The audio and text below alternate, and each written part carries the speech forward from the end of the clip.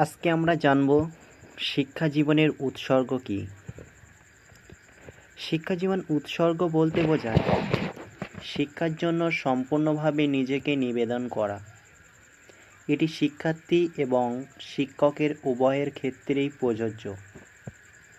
একজন শিক্ষার্থী যখন তার সম্পূর্ণ মনোযোগ, সময় এবং প্রচেষ্টা শিক্ষার প্রতি নিবেদন করে, তখন তাকে বলা হয় সে তার শিক্ষা জীবন উৎসর্গ করছে।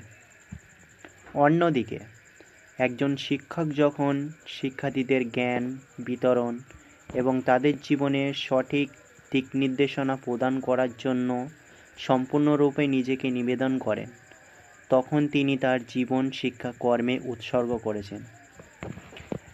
শিক্ষা জীবন উৎসর্গের ফলে ব্যক্তিগত এবং সামাজিক উভয় ক্ষেত্রের উন্নতি সাধন হয়।